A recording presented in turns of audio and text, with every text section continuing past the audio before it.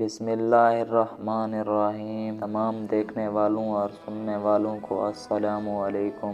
حضرت سلیمان اور گمنام اللہ والے کا واقعہ۔ حضرت سلیمان علیہ السلام اللہ تعالیٰ کے نہایت برگزیدہ بندے اور رسول تھے۔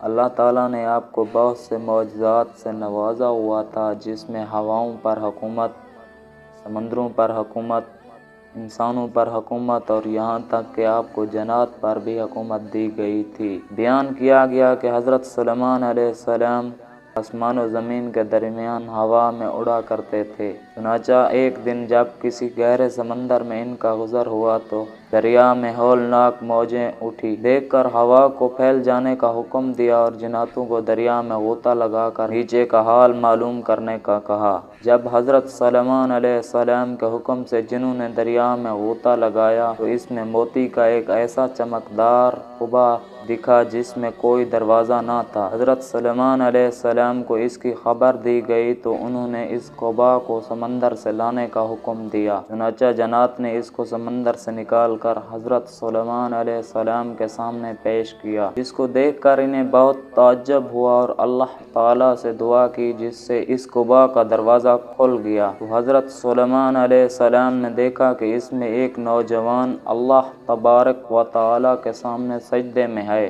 تو حضرت سلیمان علیہ السلام نے اس سے دریافت کیا کہ تم فرشتے ہو یا جن؟ تو اس نے جواب دیا کہ میں انسان کی جنس سے ہوں۔ اس کے بعد حضرت سلیمان علیہ السلام نے دریافت فرمایا، آخر یہ بزرگی اور فضیلت تجھے کیوں حاصل ہوئی؟ اس نوجوان نے عرض کیا، حضرت مجھے یہ فضیلت والدین اور ان کے ساتھ حسن سلوک کے سبب میں اپنی ضعیف والدہ کو اپنی پشت پر لادے رہتا تھا، اور ان کی دعا تھی کہ اے میرے معبود، تو اس کو سعادت عطا فرما کہ میرے مرنے کے بعد اس کا مقام ایسی جگہ متعین فرما جو نہ آسمان میں ہو نہ زمین میں۔ چنانچہ والدہ ماجدہ کے انتقال کے بعد جب میں ایک دریا کے کنارے گھوم رہا تھا، میں نے سفید موتی کا ایک قبا دیکھا۔ جب میں اس کے پاس پہنچا تو اس کا دروازہ کھل گیا اور میرے اندر داخل ہونے کے بعد قدرت الہی سے خود بند ہو گیا۔ مجھے نہیں معلوم کہ اب زمین میں ہوں یا آسمان میں یا ہوا میں، اللہ تعالیٰ اسی میں مجھے رزق عطا فرما دیتا ہے۔ حضرت سلیمان علیہ السلام نے دریافت کیا، آخر اس میں تجھے روزی کس طرح حاصل ہوتی ہے؟ اس نے کہا، جب بھوکا ہوتا ہوں تو پتھر سے ایک